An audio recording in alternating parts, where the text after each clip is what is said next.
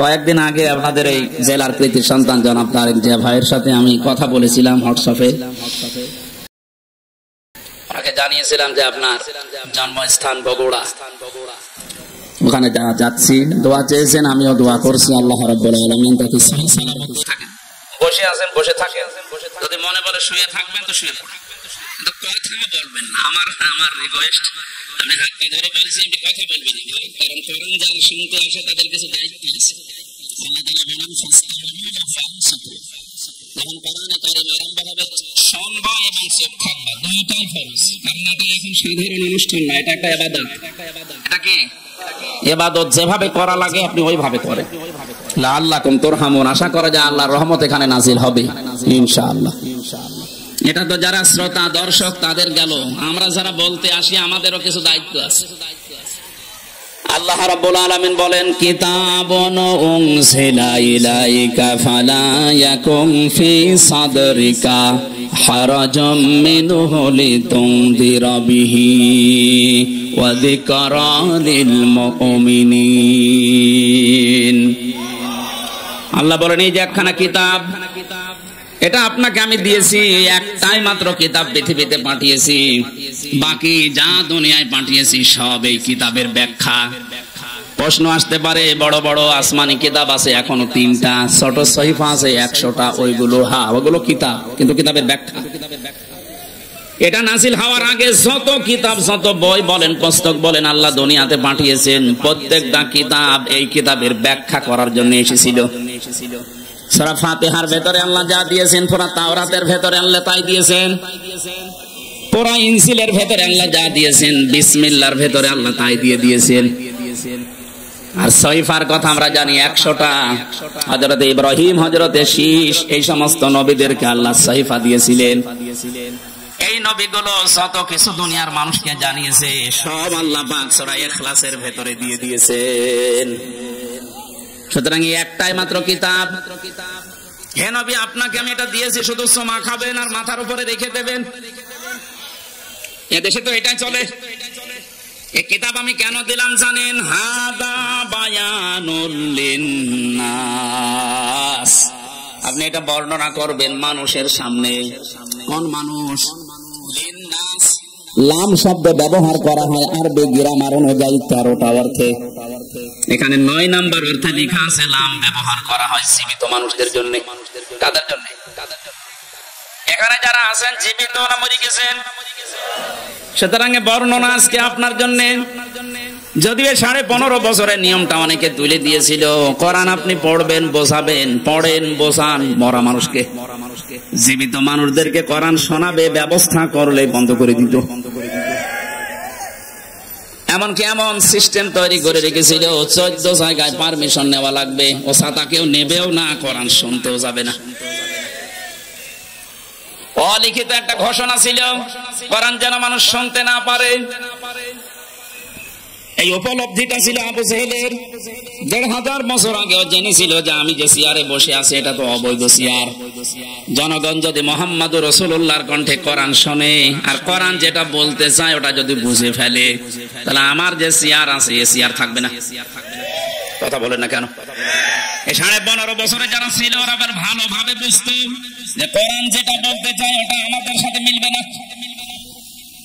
এখানে বিভিন্ন জেলাতে গেলেই বলে হুজুর আমাদের বিরুদ্ধে বলবেন না। আরে ভাই, আপনার পক্ষে বলার মতো কোনো আয়াত কোরআনে নেই। আছে? ছাত্রলীগকে নিষিদ্ধ করার পরে অনেকে বলছে না ঠিক হয়নি, ওদের নিষিদ্ধ করার 1000 কারণ আমি জানি। বিশ্বজিৎকে হত্যা মামলায় যে লোকটা আমার সাথে 3 বছর জেলে ছিল, আবরার ফাহাদকে হত্যা মামলার 16 জন আমার পাশে ছিল। ওরা কেন এই কাজগুলো করেছে, কাদের নির্দেশে করেছে, সব এখন আফসোস করে। ওদেরকে নিষিদ্ধ করার জন্য 1000 কারণ আমি জানি, কিন্তু ওদেরকে আপনি জায়েজ ভাবে কাজ করতে দেবেন একটা কারণ বলতে পারবেন না। ওরা যেভাবে বৈধভাবে দেশে চলবে কোনো কারণ নেই।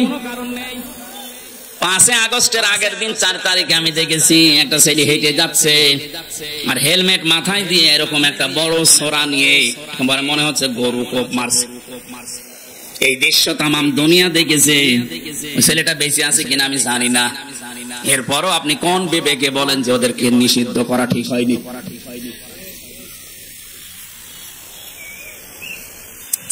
সালে 2006 সালে আগস্টের অক্টোবরের 28 তারিখে যে দৃশ্য ওরা দেখিয়েছে তামাম পৃথিবী হতভম্ব হয়ে গেছে। আমি একবার সিরাজগঞ্জ থেকে যাচ্ছিলাম, ড্রাইভারের পেছনে বসে আছি, দেখি একটা কুকুর পড়ে আছে রাস্তার মাঝে। ড্রাইভার সাহেব কুকুরের উপর দিয়ে না দিয়ে বাম দিয়ে চালিয়ে দিল, গাড়ি একটা ঝেঁকি দিয়ে উঠেছে। জিজ্ঞাসা করলাম আপনি এমন করলেন কেন, এখন উল্টিয়েছে তো গাড়ি। ড্রাইভার আমার বলছে হুজুর দেখেন না একটা কুকুর পড়ে আছে, আমি ডবল করে চাকা চালাবো, আমার বিবেক নেই। আমি বললাম তো মরা কুকুর, ওরে মারলে কি আর না মারলে কি। ড্রাইভার আমার দিকে ঘুরে বলছে হুজুর আপনি কি আসলে হুজুর, আপনি কেমন হুজুর, আপনি দেখেন যে একটা মরা কুকুর পড়ে আছে, যদিও নিকৃষ্ট। এ পৃথিবীতে জানি আমরা দুইটা জীব একেবারে নিকৃষ্ট, একটা কুকুর আর একটা শুকুর। তারপরও আপনার বিবেক বাধা দিচ্ছে যে মরা জিনিস ডবল করে মারা যায় না। অথচ গত বছরে ওই সময় ছিল 7 সাল, গত বছরে 6 সালের অক্টোবরের 28 তারিখে তাম বাংলাদেশ থেকে একজনের নির্দেশ মতো লগি বৈঠা নিয়ে সৃষ্টির সেরা মানুষকে পিটিয়ে মারার পরে ড্যান্স দিয়েছে। এদেরকে আপনি মানুষ বলেন কোন কায়দায়? আমরা চাই শুধু ছাত্রলীগ না, এদেশে যারা জালেমদের দোষর প্রত্যেককে নিষিদ্ধ করা হোক। যারা মানুষের ভেতরে পড়ে না ওদের কিসের রাজনীতি? আরে মানুষ তো রাজনীতি করবেই মানুষের জন্য, সে যদি মানুষ পিটিয়েই মেরে ফেলে তো রাজনীতি করার দরকার কি? আপনি অন্য নীতি করেন। বগুড়াবাসী আমি যেটা বলতে চাই, লিন্নাস আল্লাহ দিয়েছেন, লাম ব্যবহার করা হয় জীবিত মানুষদের কারণে। সুতরাং কোরআন শোনানো লাগবে, কোরআন বোঝানো লাগবে জীবিত মানুষকে, না মরা মানুষকে। আমরা এই সিস্টেম পাল্টাতে চাই। মানুষ মারা গেলে দেখা যায় উনি ডাক দিয়েছে 10 জন হাফেজ মালুম কোরআন শরীফ পড়েন, ও মরিয়ে গেছে পড়ি করবেন কি? ওর জীবনটা যদি কোরআন কেন্দ্রিক চলে তাহলে মরে গেলে পড়া লাগবে না, কোরআন তাকে সুপারিশ করবে। আর জীবন যদি চলে উল্টা পাল্টা, এই যে দরবেশের মতো 36,000 কোটি টাকা মারেনকাটি করিস, ওর সামনেও মরে গেলে কোরআন পড়লে ওর আযাব আরো বাড়বে। যখনই আপনি সুদের আয়াত, ঘোষের আয়াত, মানুষের টাকা আত্মসাতের আয়াত আসবে, হাফেজ সাহেব তো পুড়িয়ে যাবে। গজবের ফেরেশতারা ওর লাশের চারিদিকে থাকবে, জিজ্ঞাসা করবে বেটা কি পড়ে কোরআন দিয়ে, এটা তোর জীবনে ছিল, তার মানে ছিল না। ফেরেশতারা বলবে যাক আমাদের মনে ছিল না। কথা বলে না কেন?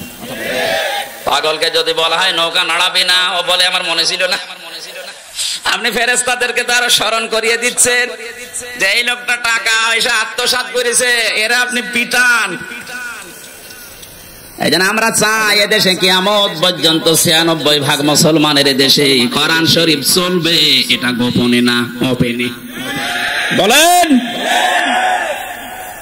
কেউ যদি বাধা দিতে আসেন তার পরিণতি হবে জালেমের মতো। এই জন্য কিতাব একটাই, মরণের পরে মানুষকে যে আমরা সবাই জানি যে প্রশ্ন করা হয় 3টা না 4টা প্রশ্ন করা হবে। হ্যাঁ, আপনি আমার সাথে বেশি জানেন না, এটা আমার মনে হয় ঠিক হয়নি, এটা নামিয়ে দেন। যাচ্ছে ফ্যান দিয়েছেন কোথায়? উপরে। লোকের ইয়ে আছে। বগুড়াবাসী প্রথম প্রশ্ন করা হবে মার রব্বুকা অমাদিনুকা। বিশ্বনবীকে সামনে এনে বলা হবে মান হাজার রাজুল, এই লোকটা কে ছিল? এই 3টার জবাব যদি কেউ সঠিকভাবে বলতে পারে, রব্বি আল্লাহ দীনুন আল ইসলাম হাদা নবিয়ুনা মুহাম্মাদুর রাসূলুল্লাহ সাল্লাল্লাহু আলাইহি ওয়াসাল্লাম, সঙ্গে সঙ্গে ফেরেশতারা বলবে আল্লাহর বান্দা এগুলো পেলে কোথায়? ও বগুড়াবাসী, আপনাকে 4th নম্বরের প্রশ্নে জবাব দেওয়া লাগবে আমি কোরআনে পেয়েছি। কারণ ফেরেশতারা একটা কিতাবই চেনে। আপনি যদি পৃথিবীর কোন বইয়ের নাম বলেন যে মাইকেল জ্যাকসন একটা বই লিখেছি, এই বইয়ে পেয়েছি, দাঁত মুখ যা আছে আরো খুলে ফেলবে। কারণ ফেরেশতারা মাইকেল জ্যাকসন চেনে। কথা বলে না কেন? 4th প্রশ্ন যেখান থেকে জবাব দেওয়া লাগে তার নাম কোরআন শরীফ। এইটার সাথে যদি আপনার সম্পর্ক না থাকে আপনি জবাব দেবেন কি দিয়ে? তাহলে আমার মূল প্রথম পয়েন্ট ছিল কিতাব, একটাই মাত্র কিতাব, উনসিলা ইলাইকা, হে নবী আপনাকে আমি দিলাম। কেন দিয়েছি জানেন?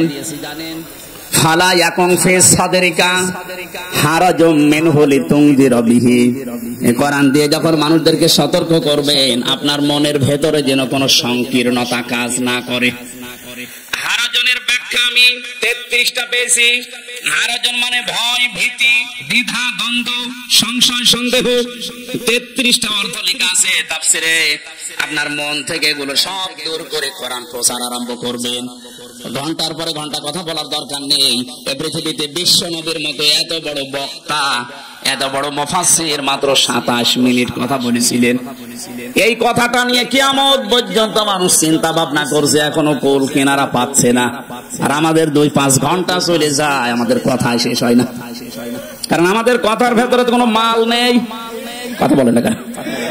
নবীজির এক একটা কথা নিয়ে চিন্তা হচ্ছে, গবেষণা চলছে। বিদায় হজের যে 27 মিনিটের ভাষণ এখনো পর্যন্ত মানুষের কোল কিনারা করতে পারেনি যে কিভাবে নবী এত সুন্দর করে সাজালেন। এই জন্য যখন কথা বলা লাগবে কোরআন দিয়ে, তখন নিজের মনে যেন কোনো সংকীর্ণতা, ভয় ভীতি কাজ না করে। আল্লাহ আমাকে ওই পর্যায়ে উঠে কথা বলার তৌফিক দিন, বলেন আমিন। এবার আসেন মাঝখানের শব্দ হারাজনের ব্যাখ্যা। 1 নম্বরে হারাজনের ব্যাখ্যায় পেয়েছি, যখন আপনি কোরআন দিয়ে কথা বলবেন সামনে যারা বসে আছে এমন মানুষও পাবেন ওরা আন্দাজে না বুঝে মন খারাপ করবে। এরকম আমাদের দেশে নেই? এগুলো আরো বেশি ছিল, এখন একটু কমেছে। আন্দাজে না বুঝে আল্লাহর বক্তব্য মন খারাপ করে, রাগ করে চলে যায়। 2 নম্বরের ব্যাখ্যায় পেয়েছি, হে নবী আবাহমান কাল থেকে এমন এমন নিয়ম নীতি মানুষ ইসলাম মনে করে পালন করে যেগুলো আসলে ইসলাম না, বানানো ইসলাম। আপনি যখন কোরআনে কারিমের ব্যাখ্যা করবেন, বিশ্লেষণ শোনাবেন, কোরআন যেহেতু একটা আলো, কোরআন কি বলেন বলেন, কোরআনের বাইরে যা আছে সব অন্ধকার। আর পৃথিবীতে 3টা প্রাণী আছে দেখবেন, ওরা অন্ধকার ভালোবাসে, আলোতে থাকতে চায় না। একটা পেঁচা, বাদুর আর চামচিকা। নবগড়াই নেই, এরা দিনের আলোতে বের হয় না। রাতের আধার যখন বেশি হয়, অন্ধকার হয় বেশি, তখন বের হয়। বের হয়ে স্থির থাকে না, মানুষের ফসল নষ্ট করে। বিভিন্ন জিনিসে হানা দিয়ে ওগুলো নষ্ট করে ফেলে। এই জন্য ওদের নামও দেখেন এরকম ডিজিটাল নাম, পেঁচা, বাদুর, চামচিকা। নাম শুনলেই মনে হচ্ছে চেহারা মনে হয় একেবারে ঐশ্বরিয়া রায় হবে। পেঁচা নাম শুনলেই মনে হচ্ছে না চেহারা কেমন হবে। হ্যাঁ, কেউ যদি পেঁচা একবার দেখে ওকে আর একবার দেখতে মন চাবে। ওদের কাজ কারবার ওই রকম, খালি মানুষের ফসল নষ্ট করবে, কলা নষ্ট করবে, পানের বরজ নষ্ট করবে। দিনের আলো, সূর্যের আলো ওদের ভালো লাগে না, এই জন্য রাতের আধার ওরা বেছে নেয়, ক্ষতি করে মানুষের। এই পৃথিবীতে কোরআনের আলো, ইসলামের আলো, হাদিসের আলো যাদের ভালো লাগে না, মানুষের তৈরি করা নিয়ম নীতি যেহেতু অন্ধকার, শিরিক, বেদাত, জুলুম, কুফর এগুলো সব অন্ধকার, এগুলোর পথ তারা বেছে নেয়। শিরিকের মাধ্যমে, বেদাতের মাধ্যমে মানুষের দুনিয়ার ঈমান আমল নষ্ট করে। কিয়ামতের ময়দানে পৃথিবীতে যে যে ধরনের অপরাধী, ওই অপরাধের জন্য তার চেহারা আকৃতি আল্লাহ ওই রকম করে দেবে। ইয়ারাফুল মুজরিমুনা বিসিমাহুম ফায়ুখাযু বিন নাওয়াসি ওয়াল আকদাম ফাবিআইয়ি আলাই রাব্বিকুমা তুকাযযিবান। বলেন আল্লাহু আকবার। আল্লাহ বলেন অপরাধী যারা পাপিষ্ঠ ওদেরকে কিয়ামতে ওদের চুলের মুঠি ধরে আর পা ধরে আমি তুলবো, যেন অপমান বেশি হয়। আমরা ছোট ছোট বাচ্চাদেরকে দেখি যখন দোল দেওয়া হয়, দোল না যাওয়ার গরিব মানুষ নেই, মার বাবা কেউ হাত ধরে 2 জন, কেউ পা ধরে 2 জন, এভাবে দোল দেয়। দোলে দোলে বলে না। কিয়ামতে ফেরেশতারা এই পাপিষ্ঠ মুজরিম যারা যে সেই ধরনের অপরাধী ওর চেহারার ভেতরে আল্লাহ এটা ফুটিয়ে তুলবে। ওই চেহারা নিয়ে কেউ হাত ধরবে, চুল ধরবে, কেউ পা ধরবে, এভাবে দোলে দোলে এক দোলে দেবে জাহান্নামের মাঝে। এখানে আমার শিক্ষা দেওয়ার বিষয়, যারা দিনের আলো সূর্যের আলো না ভালো লাগার কারণে অন্ধকারের পথ বেছে নিয়ে ওদের নাম ওলট পালট হয়ে গেছে। আমরা দুনিয়াতে যারা ইসলামের আলো কোরআনের আলো সহ্য হয় না, এ চেহারা যত সুন্দর হোক আল্লাহর কসম এ চেহারা থাকবে না। দুনিয়াতে যে যে ধরনের কাজ করেছেন ওই চেহারা আপনাকে আল্লাহ ফুটিয়ে তুলবে। পৃথিবীতে দেখবেন এই যে শুকরের কাজ কি, নিজের মেয়ে ছেলে বউ এগুলো নিয়ে যায় এক জায়গায় বসে বসে আরেকজনের সাথে গল্প করে, আর ওগুলো সব কচু খেতে ছেড়ে দেয়। যাদের সাথে ছেড়ে দিয়েছে সবই তোর মাহারাম নাকি? দুনিয়াতে বহু এই শুকর মার্কা মানুষ দেখতে পাওয়া যায়। নিজের বউ সুন্দরী, নিজের মেয়ে, নিজের পুত্রবধূ এগুলো নিয়ে যায় মার্কেটে, বিভিন্ন অনুষ্ঠানে, দোকানে, নিজে এক জায়গায় বসে বসে গল্প করে, আর ওগুলো সব আল্লাহর রাস্তায় ছেড়ে দিয়েছে। বেশি বললাম?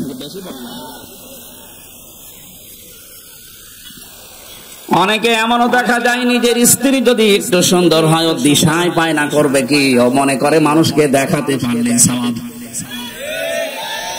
আমি যখন বিশ্ববিদ্যালয়ে ছিলাম ওই সময় দেখি কুষ্টিয়ার ওই যে গোল চত্বরে একজন নিয়ে যাচ্ছে মোটরসাইকেলে করে তার বউ। সালাম দিলাম, কে? তোমার ভাবি। কি পরিয়েছেন?